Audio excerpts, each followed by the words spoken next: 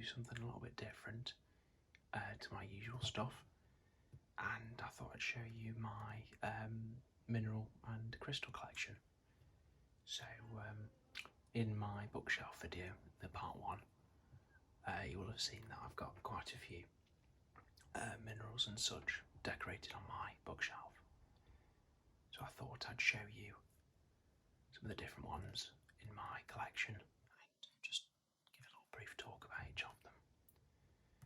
So we'll start with amethyst, and amethyst is a variety of quartz which is a silicon oxide mineral, silicate. So it's got the chemical formula of 1 silicon atom and 4 oxygen atoms. Now, amethyst is the purple variety of quartz, and regular quartz is actually clear, almost transparent. It's classed as a gemstone due to it being semi-precious and is often used in jewellery. This particular sample I've got is amethyst layered on top of malachite, which is copper, a copper mineral, which is, you can tell because of the green colour. So the reason why amethyst is purple is due to iron and other impurities within the actual crystal itself. And it used to be very precious, almost as expensive as ruby, emerald and sapphire, even diamond at one point. But it's since lost a lot of its value due to a lot of deposits being found of it, so it's a relatively quite low cost mineral as a result.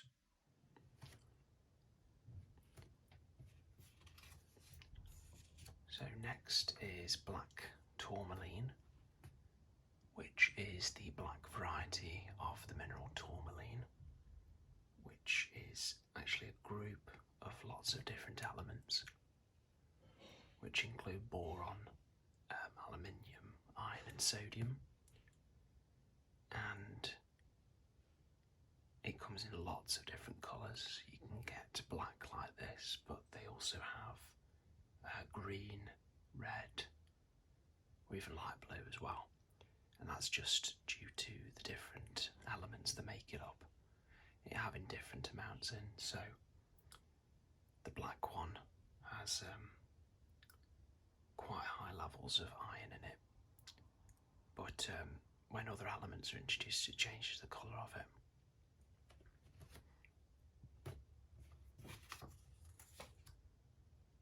Fluorite is next. So fluorite is calcium fluoride. So it's got 1 calcium atom and 2 fluoride atoms in it.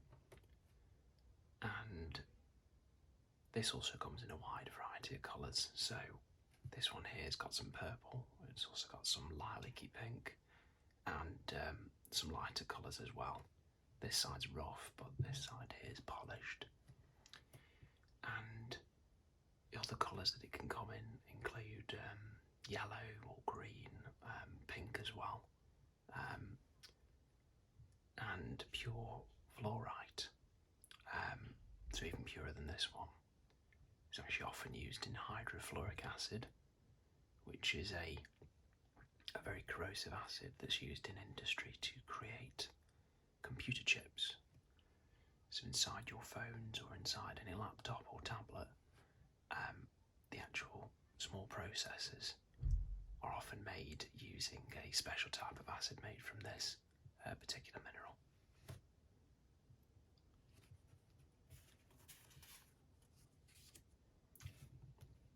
Now the next one on the list is quite a big one.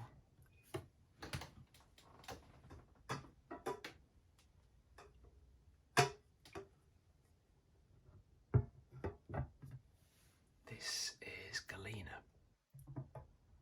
Now galena is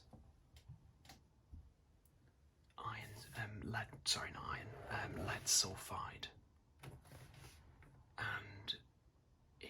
is one lead atom and one sulfur atom, and as a result, with it having lead in it, I won't be touching it, and I usually just keep it under cover when it's on display.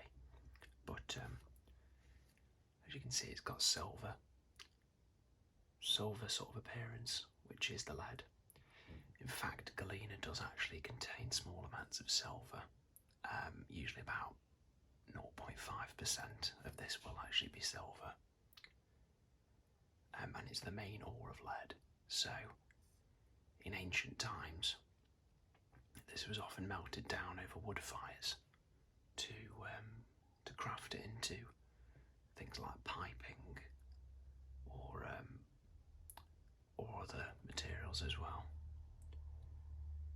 It was actually used in ancient Egypt as well, as an eye cosmetic.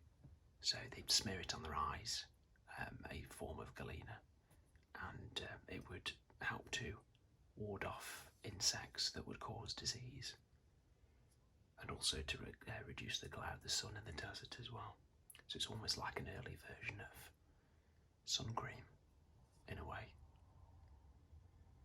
It's very common in England, galena is. There's a lot of very famous lead deposits around the UK, and this particular piece was from Derbyshire, which is about halfway down the UK, or halfway down England, in a place that's called the East Midlands. Whilst it might not look very big, due to it being lead, and lead is very, very dense, it's actually a very heavy rock.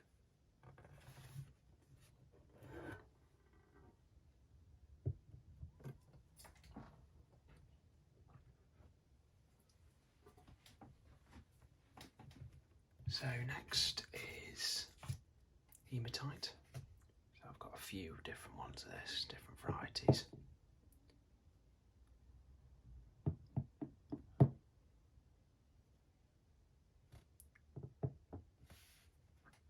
So hematite is iron oxide.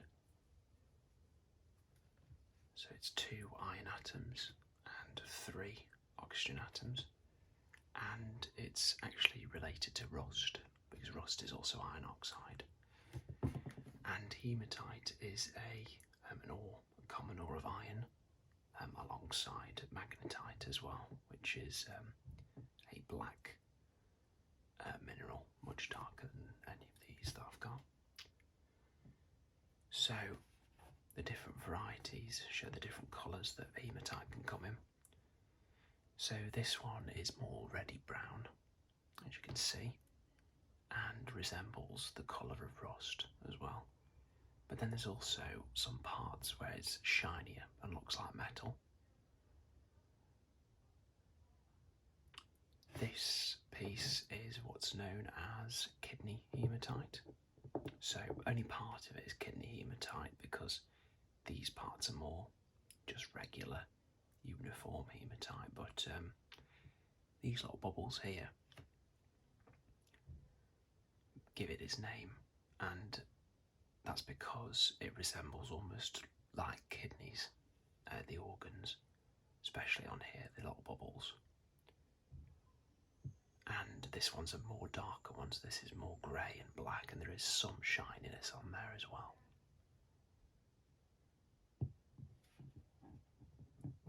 Also, this is another form of hematite. So again, it's got the kidney sort of appearance on it as bubbles, but it's also on a bed of crystal. Now, I'm not entirely sure what crystal this is, but it's almost sandwiched in between, because you've got some hematite here, the crystal, and then another bed of hematite as well. This one's a little bit rougher though, this isn't as polished as the other two, and in fact it's actually quite sharp at some points.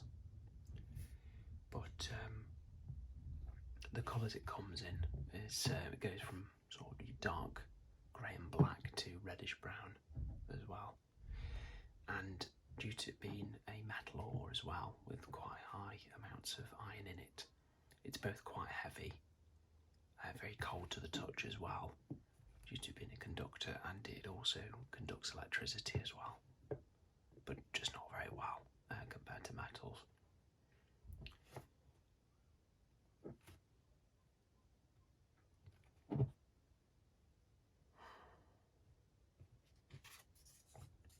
So next is obsidian.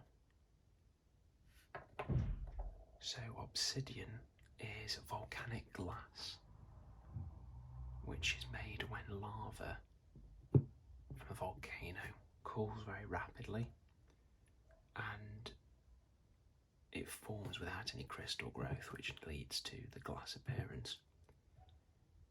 And it comes in different colours, so this one is black, and I've also got a sort of reddy brown piece of it as well.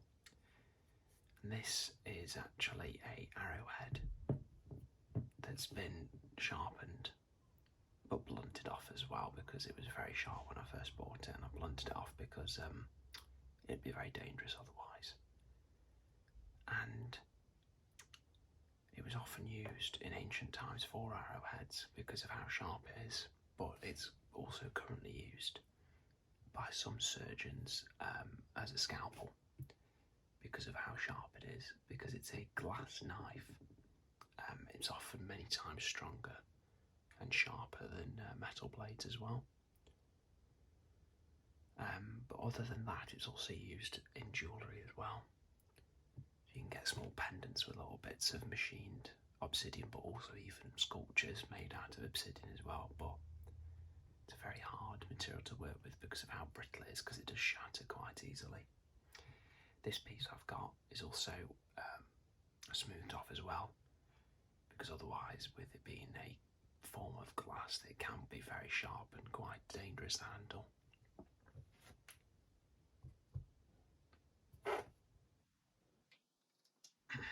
So next on the list we've got pyrite.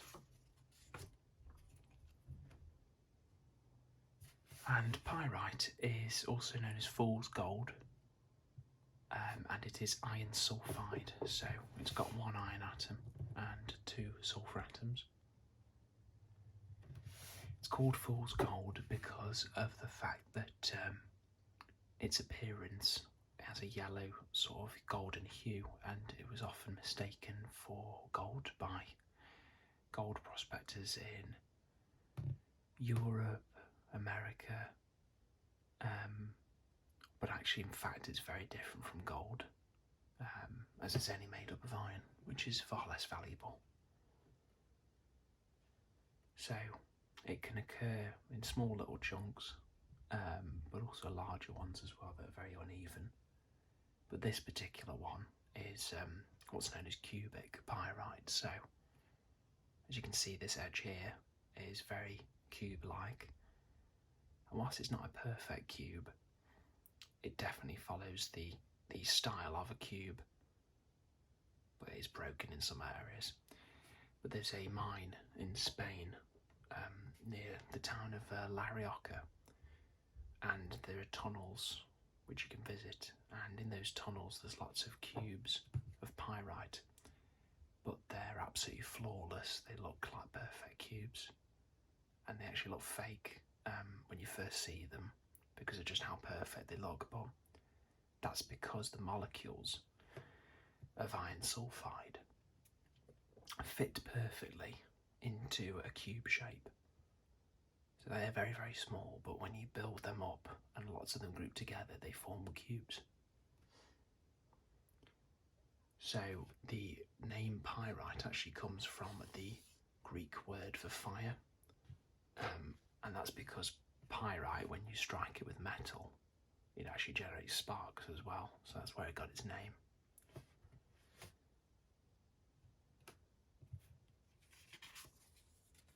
So next is quartz. So I've got a couple of different types of quartz. This is just more of a plain quartz, but I've also got rose quartz as well. And quartz is a silicate mineral, so it's one silicon and 4 oxygens. So it's actually the same composition as amethyst, because amethyst is quartz just coloured. And quartz is the second most common mineral in Earth's crust, only after feldspar. And it comes in lots of different colours. So you've got amethyst, which is considered a gemstone, but then there's also rose quartz as well, which is more opaque and has a less glossy appearance, but it's also a sort of pinkish colour as well. And the reason why it's rose coloured is due to titanium, iron and manganese as well, which are in the material. That gives its colour. But just regular quartz is pretty much pure silicon oxide.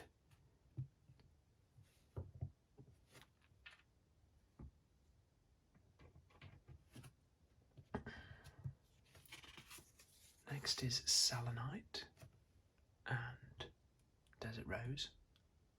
So selenite is a form of gypsum.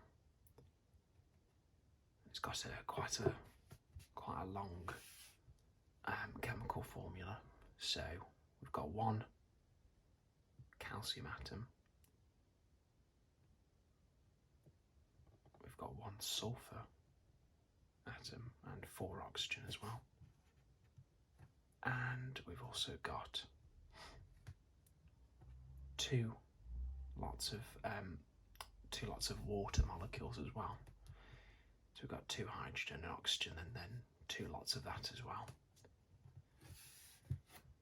So selenite is a form of gypsum, and it is translucent or transparent, and it has a slight shimmering effect, as you can see there. If I just tilt it like that, you can see the reflection of the light, and it's often shaped into pillars like this, which almost look like little hills, almost like a mountain actually. But it can also be shaped into rods as well.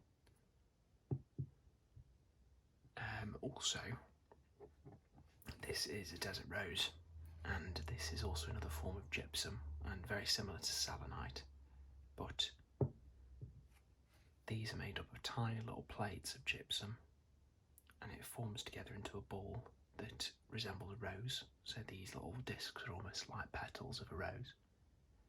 And the reason why it's this colour, so as you can see it's not transparent, it's very opaque, is because of all of the sand that's inside, which leads to its colour.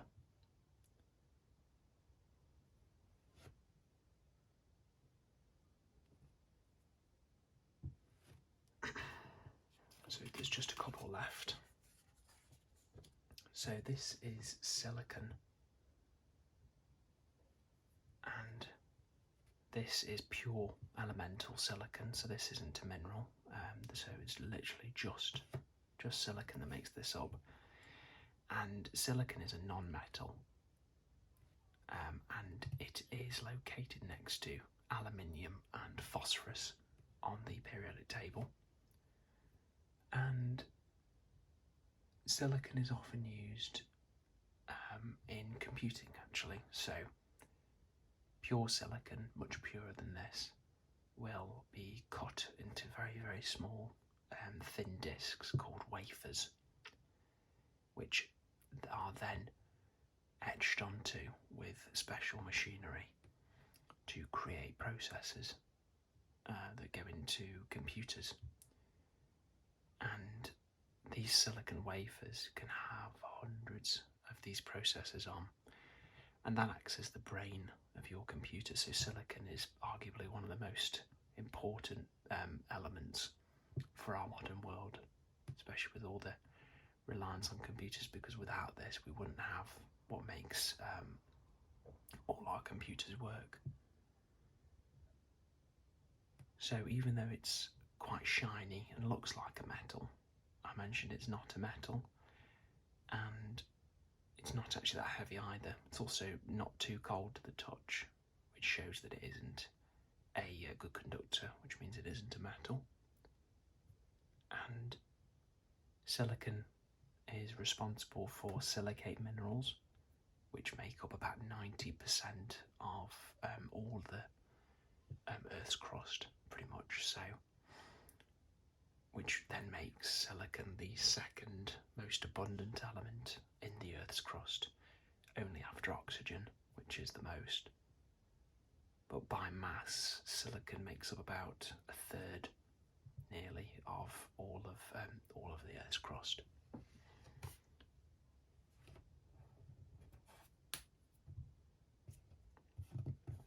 And lastly, for today, we have silicon carbide. So, silicon carbide is a compound made of silicon and carbon.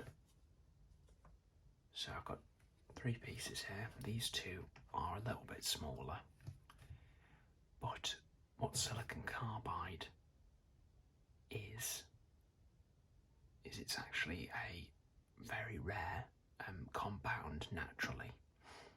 It exists quite a lot in space, but on Earth, pretty much all of it is actually manufactured. So that's done by heating carbon and silicon in a special oven at well over 1600 degrees Celsius, or about 2,900 degrees Fahrenheit. It's very, very brittle.